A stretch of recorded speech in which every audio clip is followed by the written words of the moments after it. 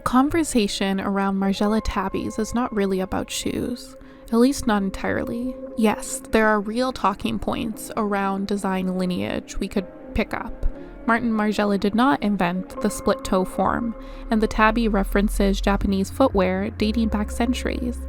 Margiela's contribution was not the invention of the shape itself, but the translations of that form into a luxury fashion object, one that is strange and insider-coded and instantly recognizable. But the current outrage around Tabi dupes is not purely about originality, because let's be honest, fashion borrows constantly.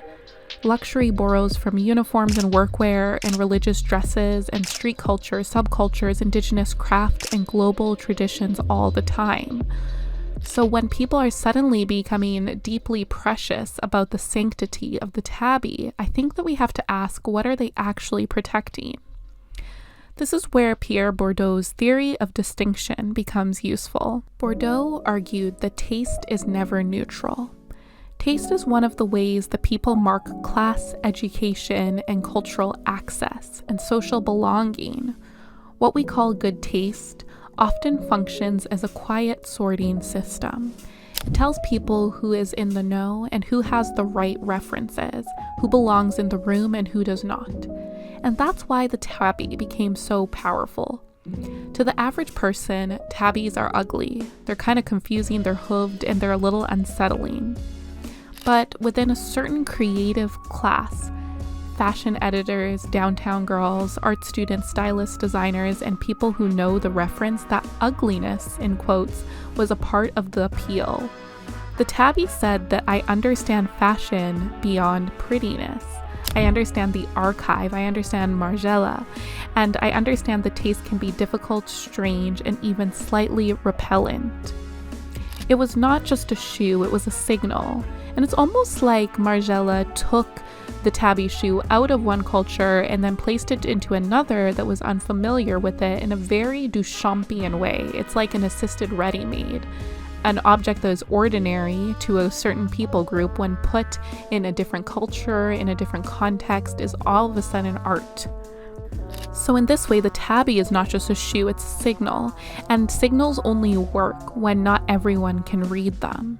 That's why the mass market dupes are so destabilizing. The issue is not only that Steve Madden or Jeffrey Campbell made a cheaper version. The deeper issue is that the dupe makes the code available to people who are never supposed to have access to it. Once the Tabi silhouette shows up at the mall, the illusion starts to crack. The shoe can no longer signal insider status as cleanly, and it can also no longer signal wealth as cleanly. It can no longer signal refined taste as cleanly.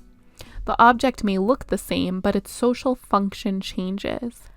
Some of the outrage to me honestly feels dishonest because of this.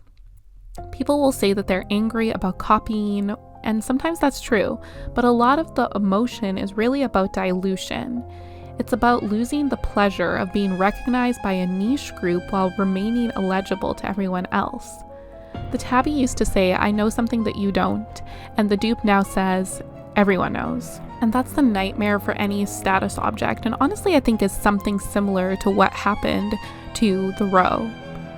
So for founders and personal brands, there's a business lesson in all of this. Your brand can't survive on insider signaling alone, and positioning everything 100% on this is a very destabilizing and risky position to sit in. Exclusivity can create desire for sure, but if the entire value of your brand depends on people not understanding it, you are vulnerable the moment the code becomes legible. Our studio, Atelier Oluwatosin, helps brands build more than aesthetic recognition. We help founders create brand worlds with meaning, cultural intelligence, and strategic depth. So when visibility grows, the brand does not collapse under its own exposure. Mass appeal isn't always the enemy. The real question is whether your brand has enough substance, enough staying power to remain desirable once more people understand it. That's the larger cultural story behind the Tabi panic. Fashion loves to pretend that it is above class anxiety, But so much of what we call taste is really social positioning dressed beautifully. And the Tabi is a perfect case study because it sits at the intersection of it all. Cultural borrowing, luxury authorship, insider taste, ugliness is sophistication, and the fear that once the masses arrive, the magic disappears. And once this distance closes, the brand has to offer something deeper than you had to be there. That's where a lot of fashion brands and honestly a lot of personal brands start to get exposed. Value that depends entirely on being hard to access will eventually cheapen. But value that's built on a clear point of view, strong storytelling, craft consistency, and depth with wider recognition will not ruin. It can actually strengthen those types of brands. So the takeaway is simple. Build a brand that can survive being understood. And if you're a founder building in luxury, fashion, beauty, hospitality, interiors, or any other space where taste is a part of the business model, this is the work that we do at Atelier Oluwatosin. We help brands move beyond surface level aesthetics into positioning, narrative, and identity systems that can hold cultural weight.